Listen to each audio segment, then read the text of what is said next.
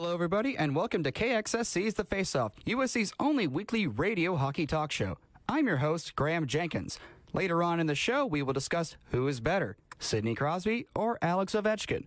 But first, we need to mention the elephant in the room here, and that's the Blackhawks streak. Well, it had to happen eventually, didn't it? The Blackhawks' 24-game streak of earning at least 1 point came to an end last Friday night to the hands of the Colorado Avalanche. And given how the week went before that game, it was kind of a shock. In the first game of the week on March 5th against the Minnesota Wild, they fell behind thanks to an early goal by Devin Setoguchi. However, the offense came to life later in that period, and the Blackhawks scored 4 goals in 5 minutes and 43 seconds to chase Nicklas Backstrom out of the game. While Minnesota eventually cut the lead to 4-3 with 9:28 left to go in the third, Chicago got an insurance goal a minute later from Patrick Kane, and the Blackhawks won that game 5-3. It was the 10th win in a row for the Blackhawks, and it wasn't necessarily the strongest game from Corey Crawford as he allowed 3 goals and 23 shots, so perhaps this was a sign for things to come. The second game for the Blackhawks, March 6th, had quite the finish to it if you missed it. The Blackhawks came into the third period trailing 2-1 to the Colorado Avalanche. However, while the Avalanche were on the power play, the Blackhawks got a shorthanded goal from Jonathan Toews to tie the game at 2. It looked like the game was going to go to overtime, but Daniel Carcillo shot in the game-winning goal with 49 seconds left, and the Blackhawks hung on to win 3-2. This game was the second of a back-to-back for the Blackhawks, and also their 11th win in a row. Based on how this game finished, it seemed like the Blackhawks were never going to lose. Well, never say never, because on March 8th, also against the Avalanche, that streak came to a screeching halt.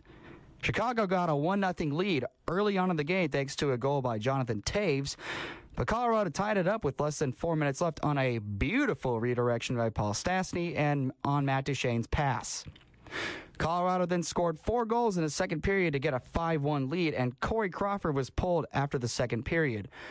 Now, none of the goals that Corey Crawford allowed can be solely blamed on him, since the defense allowed way too many good shots from the slot.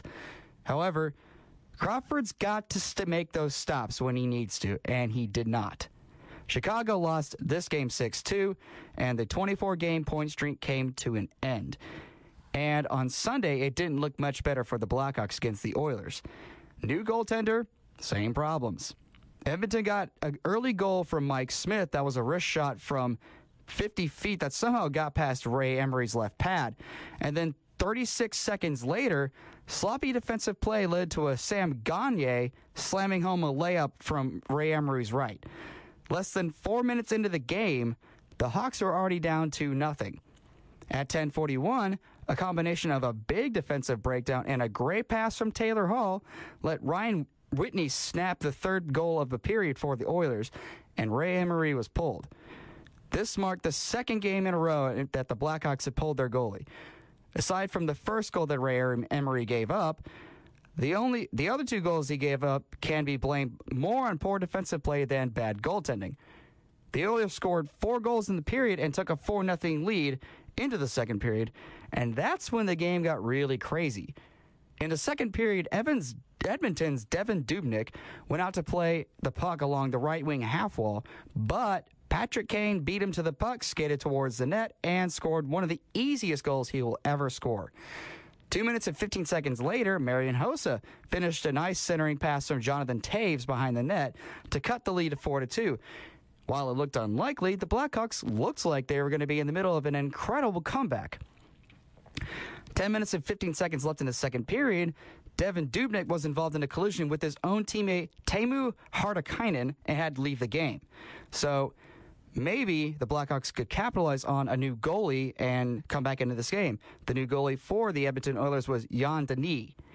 With 9:32 left in the second period, though, Sean Horcoff scored a power play goal for the Oilers, and they were up 5-2, making a comeback for the Blackhawks just a little bit more unlikely. 4:55 left in the second period, the Blackhawks got a really crazy shorthanded goal from Sheldon Brookbank that went off his body to cut the lead to 5-3. But 51 seconds later, the Oilers immediately answered that goal on the same power play and went back up 6-3. The Blackhawks would not go away quietly, though, as Brent Seabrook beat Jan Denis 5-hole with a slap shot from the high slot, and the score was 6-4 at the end of a crazy second period. 4-goal outbursts by the Blackhawks suggested that maybe they could complete a comeback. 12:54 left in the third period. Nice goal by Patrick Kane from a really severe angle cut the lead to 6-5. And the pressure was on the Oilers to hold off the Blackhawks. Jan Denis faced 11 shots in the third period. There were 20 shots in the second period, both against Devan Dubnyk and Jan Denis. And the Oilers hung on to win this game, but just barely. The Blackhawks were looking to start a new streak after the 24-game point streak ended with a thud, and I'm pretty sure a 2-game skid was not what they had in mind. Now, if the last 40 minutes of the Oilers game is any indication of how the Blackhawks will play their games this week, the Blackhawks might not have much to worry about. Sure, they'll need to clean up the sloppy defensive zone play that led to most of the 12 goals they surrendered over the weekend. Corey Crawford and Ray Emery were both bound to have bad games. They just happened to occur back-to-back for the Blackhawks. But what you like to see as a Blackhawks fan is that the team didn't quit against the Oilers, even when the game looked like it was out of hand. When you win, most of the ugliness goes unnoticed, and there were sure quite a few moments of ugliness during the Blackhawks' 24-game point streak. And when you lose, that's all that's noticed. Perhaps those losses will be good learning lessons for the Blackhawks. Coming up after the break, who is the best player in the NHL, and what debate could finally be put to rest? You are listening to KXSC's The Face-Off.